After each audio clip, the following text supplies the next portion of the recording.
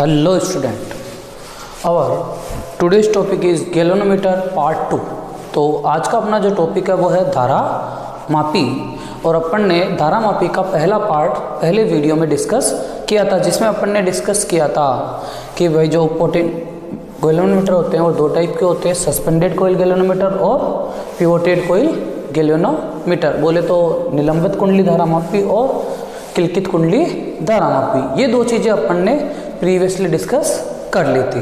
तो आज के वीडियो में अपन क्या पढ़ेंगे कि इस गैल्वेनोमीटर किस प्रिंसिपल पर अर्थात किस सिद्धांत पर कार्य करता है। तो देखो मैं थोड़ा बोल के बताता हूँ। गैल्वेनोमीटर क्या प्रिंसिपल होता है कि किसी भी गैल्वेनोमीटर में फ्लो होने वाली करंट, किसी भी गैल्वेनोमीटर में जो फ्लो होने वाली जो करंट होती है वो गैल्वेनोमीटर में जितना डिफ्लेक्शन प्रोड्यूस होता है वो उसके डायरेक्टली प्रोपोर्शनल होती है। मतलब the flowing current in the galvanometer is directly proportional to the deflection produce in the galvanometer coil. Clear है? ये इसी प्रिंसिपल वर्क करती है। मतलब जितना तुम करंट फ्लो करोगे उसके अंदर उतना ज़्यादा वो डिफ्लेक्शन देगी। सोचो, इमेजिन करो ये कोयल है और ये एक निडल है। तो अब तुमने कम करंट फ्लो किया तो डिफ्लेक्शन कम, ज़्यादा करंट फ्लो किया तो डिफ्लेक्शन ज़्यादा। क्लियर है? अब तुमने करंट की डायरेक्शन मान लो इधर से इधर करी तो डिफ्लेक्शन इधर देगा, करंट की डायरेक्शन इधर से इधर करी तो डिफ्लेक्शन इधर देगा। तो ये जो डिफ्लेक्शन हो रहा है, ये जो डिफ्लेक्शन हो रहा है ये कैसे हो रहा है? जब तुम करंट फ्लो करते हो, कोयल के अंदर करंट फ्लो करते हो तो कोयल में कौन सा टॉर्क प्रोड्यूस होगा? मैग्नेटिक टॉर्क, चुंबकीय बल आघूर्ण, टाउ बराबर एम बी साइन थीटा। और यहाँ पर रेडियल मैग्नेटिक फील्ड काम करता है जो थीटा को हमेशा 90 डिग्री बना के रखता है। तो यहाँ पर जो टॉर्क मिलता है वो मैक्सिमम टॉर्क प्रोड्यूस होता है। कितना होता है? टाउ बराबर एम बी, और एम क्या होता है? मैग्नेटिक डाइपोल मोमेंट, चुंबकीय द्विध्रुवीय आघूर्ण। तो क्या होता है? N I A. तो ये हो जाता है टाउ बराबर N I A B. Clear है? ये टॉर्क किसके कारण प्रोड्यूस हुआ? मैग्नेट कुंडली में जब अपन ने करंट फ्लो करी। लेकिन जब ये यहाँ चला गया और जैसी करंट हटा देते हैं तो ये जो कोयल है वो अपनी इनिशियल पोजीशन में वापस लौट आती। ये कोयल अपनी इनिशियल पोजीशन में वापस लौट आती। मतलब कि इसको वापस रीस्टोर करने के लिए, इसको वापस रीस्टोर करने के लिए, अपनी मीन पोजीशन पर लाने के लिए किसी ना किसी बंदे को फोर्स लगाना पड़ेगा, किसी ना किसी बंदे को टॉर्क अप्लाई करना पड़ेगा। और वो कौन करेगा? तो अपन ने यहाँ पर क्या लगाई थी? दो छोटी छोटी स्प्रिंग्स। वो स्प्रिंग क्या करती है? एक इस मैग्नेटिक टॉर्क को बैलेंस करती है और एक रीस्टोरिंग टॉर्क प्रोड्यूस करती है। इस चुंबकीय बल आघूर्ण के विरोध में एक प्रत्यानयन बल आघूर्ण युग्म उत्पन्न करती है। अर्थात संतुलन की अवस्था में बोल सकते हैं कि जो चुंबकीय बल आघूर्ण रहता है वो स्प्रिंग के द्वारा उत्पन्न प्रत्यानयन बल आघूर्ण के तुल्य होता है। बोले तो at the equilibrium position the magnetic torque produced by the coil is equal to the torque produced by the restoring torque produced by the spring. बोलो क्लियर है कि नहीं क्लियर है? ओके। अब देखो इस पे बात करते हैं प्रिंसिपल ऑफ द गैल्वेनोमीटर। ये अपने क्लास 12th के चैप्टर 7 का टॉपिक है।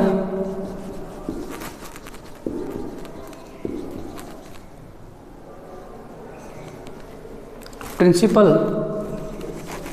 Of galvanometer. ठीक है, धारा मापी का सिद्धांत।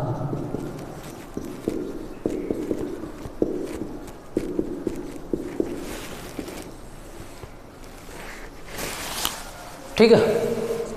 अब प्रिंसिपल देखो, बात करते हैं प्रिंसिपल, स्पेलिंग चेक कर लेना ना। हाँ देखो, प्रिंसिपल की बात करते हैं तो सिद्धांत की बात करते हैं तो ये क्या होता है यार कि मान लो अपन ने दो मैग्नेट लिए, इसको किस शेप में रखा? कॉनकेव शेप में। अवतलाकार दो चुंबक लिए, ये एन और ये एस, और ये वाला कौन सा फील्ड प्रोड्यूस कर रहा है? Radial magnetic field.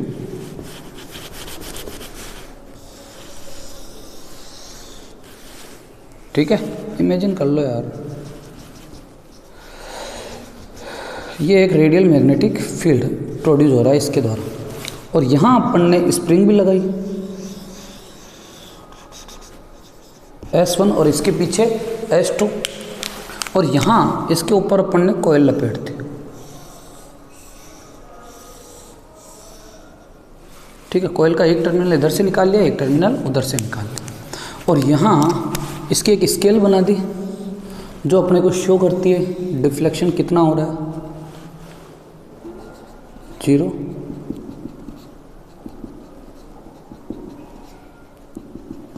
ठीक है,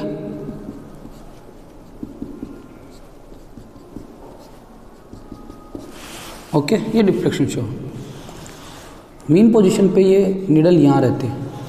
लेकिन सोचो अगर अपन ने करंट फ्लो करा तो कोयल के अंदर करंट जाएगा, जिससे क्या प्रोड्यूस होता है, मैग्नेटिक टॉर्क प्रोड्यूस होगा। तो ये जो कोयल है ये यहाँ पर डिफ्लेक्शन देगी, कुछ ना कुछ डिफ्लेक्शन देगी।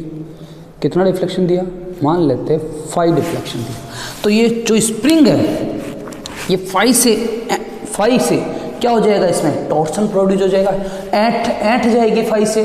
तो स्प्रिंग पर जो लगने वाला जो टॉर्क होता है ना, वो उसमें प्रोड्यूस डिफ्लेक्शन के डायरेक्टली प्रोपोर्शनल होता है। तो यहाँ पर अपन क्या बोलेंगे कि भाई तो मैग्नेटिक टॉर्क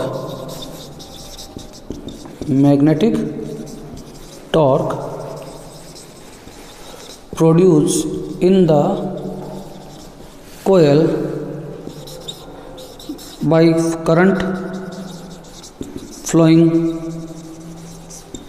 इन इट। ठीक है, when placed in uniform magnetic field, कि जब किसी कुंडली में धारा प्रवाहित करते हैं, जब एक समान चुंबकीय क्षेत्र में स्थित कुंडली में धारा प्रवाहित करने पर उसमें उत्पन्न बल आघूर्ण, तो बोले तो एक समान चुंबकीय क्षेत्र में स्थित कुंडली में धारा प्रवाहित करने पर उत्पन्न बल आघूर्ण, द टॉर्क, कितना मैग्नेटिक टॉर्क प्रोड्यूस होगा। तो अपने को पता है मैग्नेटिक टॉर्क टाउ एम बराबर एम बी साइन थीटा, यही होता है magnetic torque. Equation number 1 newton metre. अब देखो अपने को पता है यहाँ पर कि 4 मतलब radial magnetic field by the radial magnetic field कि M is parallel to B, सही है बेटा, सोच लो radial magnetic field maximum torque, तो पैरेलल की परपेंडिकुलर लंबवत, ध्यान रख लेना है। तो M परपेंडिकुलर टू बी, तो मतलब थीटा बराबर 90 डिग्री, क्यों, बाय रेडियल मैग्नेटिक फील्ड, त्रिज्य चुंबकीय क्षेत्र के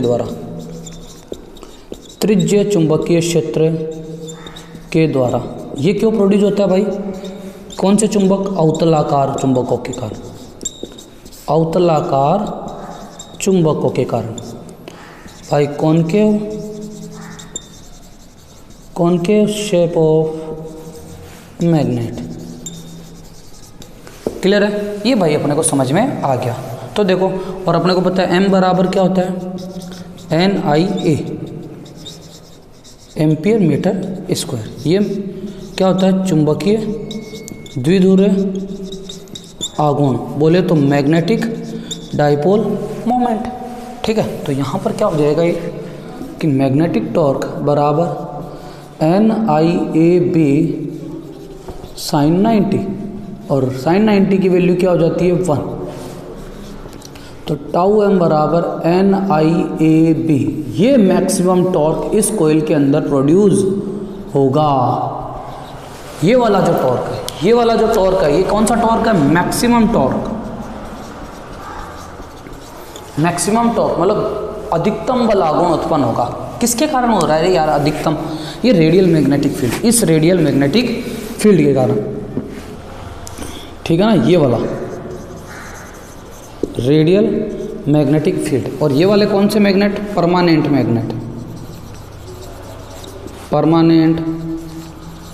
मैग्नेट।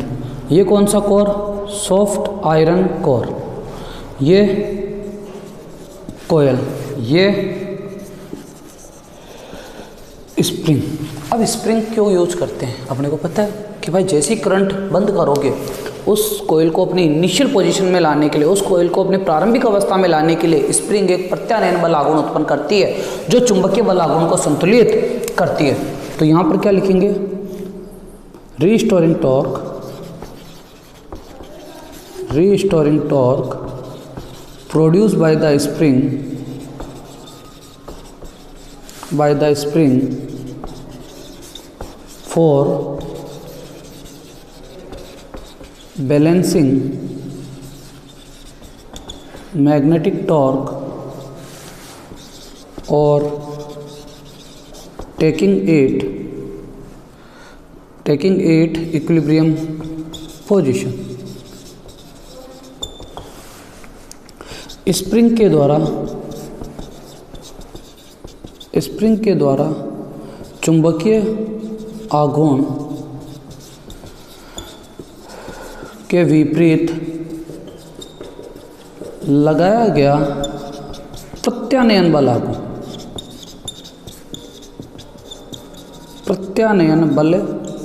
आघूर्ण कि भाई क्या करेगी, ये जो स्प्रिंग है ये क्या करेगी, रीस्टोरिंग टॉर्क प्रोड्यूस करेगी। कितना करेगी, तो restoring torque is direct, spring के द्वारा लगने वाला रीस्टोरिंग टॉर्क इज डिफ्लेक्शन की डायरेक्टली प्रोपोर्शनल। कितना डिफ्लेक्शन, 5। तो टाउ डायरेक्टली प्रोपोर्शनल होगा 5 के, लेकिन प्रोपोर्शनल साइन हटेगा तो क्या आएगा, कांस्टेंट। तो टाउ एस बराबर C5 और C5 यहाँ होता है टॉर्सनल कांस्टेंट या ऐंठन नियतांक। C को बोलते हैं TORSIONAL, टॉर्सनल कांस्टेंट बोले तो ऐंठन नियतांक। क्लियर। अब एट द बैलेंसिंग स्टेज अभी बोला है, तो बैलेंसिंग स्टेज मैग्नेटिक टॉर्क और स्प्रिंग के द्वारा लगने वाला बल आघूर्ण दोनों क्या हो जाएंगे, इक्वल। तो एट बैलेंसिंग या equilibrium condition the magnetic torque is equal to restoring torque produced by the spring. Magnetic torque मतलब चुंबकीय बल आघूर्ण किसके बराबर हो जाएगा भाई, स्प्रिंग के द्वारा लगने वाले प्रत्यानयन बल आघूर्ण के, स्प्रिंग के द्वारा लगने वाले प्रत्यानयन बल आघूर्ण के। मतलब मैं बोल सकता हूँ टाउ एम बराबर टाउ एस, इक्वेशन 4। अब क्या करेंगे, फ्रॉम इक्वेशन 2, 3 और 4 ये दोनों वैल्यू उठाएंगे और इक्वेशन 4 में चिपकाएंगे। तो देखो फ्रॉम इक्वेशन 2, 3 एंड 4 तो क्या आ जाएगा, देखो बेटा टाउ एम क्या है, NIAB, टाउ एस क्या है, C5, कुछ कट तो रहा नहीं है तो रहने दो। तो टाउ आई बराबर C/NAB इंटू 5, इक्वेशन नंबर 5। अब यहाँ पर बात करें C टॉर्सनल कांस्टेंट, एक बार तुमने अगर स्प्रिंग डाल दी उसके अंदर एनी टाइम तो हटाने से रहे, तो अगर स्प्रिंग सॉफ्ट है तो सॉफ्ट ही रहेगी और स्प्रिंग हार्ड है तो हार्ड ही रहेगी। लेकिन ध्यान रखना सॉफ्ट स्प्रिंग का C कम होता है और हार्ड स्प्रिंग का C टॉर्सनल कांस्टेंट ज़्यादा होता है। तो और एक बार नंबर ऑफ टर्न्स ले लिए, तो एक बार बना दी कोयल तो हर बार तो चेंज करने से नहीं रहोगे ना गैल्वेनोमीटर में। फिर नंबर एरिया कोयल का, एक बार कोयल बना दी उसके बाद हर बार चेंज थोड़ी करोगे। और मैग्नेट, एक बार मैग्नेट रख दिए हर बार अपन उसको चेंज नहीं करेंगे। तो मतलब अपन यहाँ पर कौन सी चीज़ को कांस्टेंट रख रहे हैं, C constant, N constant, A constant और B कांस्टेंट। ये पूरी की पूरी वैल्यू K मान लो और K पूरा का पूरा क्या रहेगा, कांस्टेंट। तो यहाँ से क्या होगा, अगर कांस्टेंट हटेगा तो I किसके डायरेक्टली प्रोपोर्शनल रहेगा, डिफ्लेक्शन के। और यही देख लो, क्या यही मैंने बोला था कि जो करंट फ्लो है गैल्वेनोमीटर के अंदर वो किसके डायरेक्टली प्रोपोर्शनल होता है, उसके अंदर प्रोड्यूस डिफ्लेक्शन के। जो धारामापी में प्रवाहित धारा है वो उसमें उत्पन्न विक्षेप के समानुपाती होती है। तो इसको क्या लिखेंगे, तो यहाँ से प्रिंसिपल बन जाएगा the current flow in the galvanometer is directly proportional to produced deflection produce deflection in it clear है कि मतलब किसी धारामापी में प्रवाहित धारा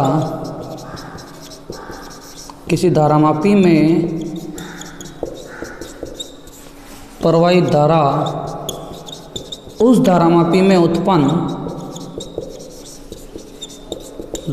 में उत्पन्न विक्षेप के समानुपाती होती है। क्लियर है नहीं है? ये इसका प्रिंसिपल हो गया कि किसी भी गैल्वेनोमीटर में जितनी करंट फ्लो